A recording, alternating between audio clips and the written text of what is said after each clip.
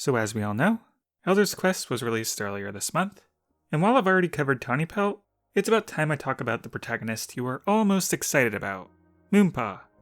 Her character development for this book mainly revolves around her thinking she might be destined to be a medicine cat due to her seeing a ghost cat, trying it out and not doing too bad of a job, but ultimately deciding she was better fit as a warrior. We got a good opportunity to see more of Alderheart and Jayfeather, and it was especially fun to see the absolute humor to come out of it. But for this video, I want to focus in on her ghost, the orange little cat that still doesn't have a name, who follows Moonpaw around for this book. The first thing to cover is building upon my theory I had before the book was released, that this was Moonpaw's sibling. This is confirmed. It's revealed at the end of the book that this orange ghost matches up with a dead sister who Moonpaw lost shortly after birth, and all the grown cats kept secret from her. Like, sure, this could be a fake out with the real sister being in StarClan and an imposter following Moonpaw, or Moonpaw having two souls or whatever, but no.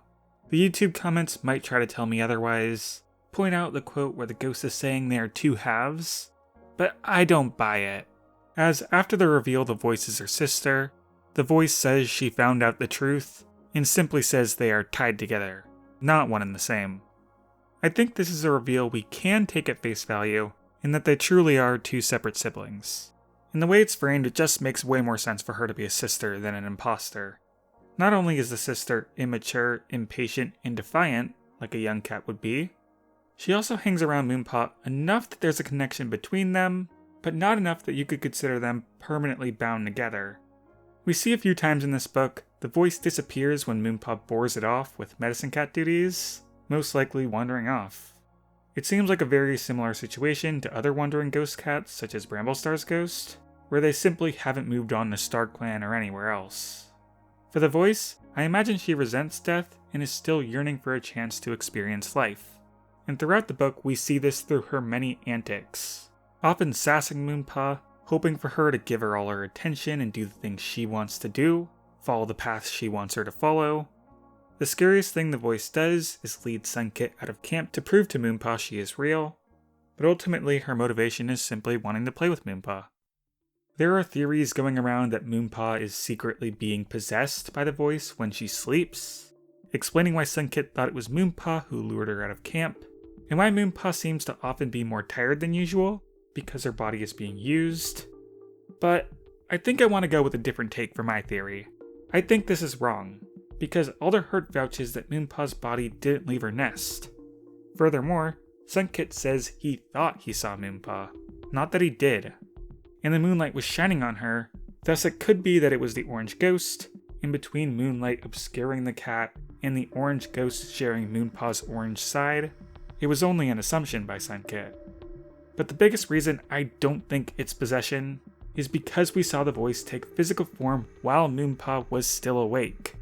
While Moonpaw is replacing bedding in the warrior's den, something randomly hits her on the shoulder, and while she is looking up at the ceiling, the bedding she is using disappears.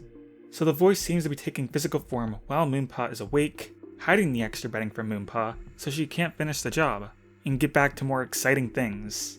After she leaves, the voice immediately pesters her again, and she's more tired. I do think the voice is sapping Moonpaw's energy to take physical form. She's not being possessed.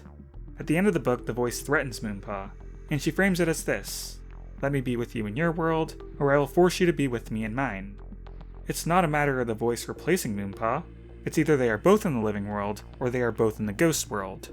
So I think Moonpaw's energy somehow helps the ghost take physical form, whereas the ghost can use its own energy to turn Moonpaw to ghost form if it so chooses. Finally, there is a prophecy about Moonpaw that Tawny Pelt receives at the end of the book: "Beware the two-faced cat with a paw in each world." Now you may think this is about Moonpaw due to her having half of two faces, but I don't think so. Moonpaw's not evil, her ghost is. It's about the voice. She may only have one face, but we're not talking about the literal definition, but the metaphorical one. The voice most certainly has two faces, pretending to be all happy and playful until she doesn't get her way, and then she turns sinister and evil. And having a paw in each world describes the voice perfectly. being a ghost cat from the ghost world who is desperately trying to give herself a place in the living world, even toying around with taking physical form. So things are definitely pointing towards her being an antagonistic force for this arc.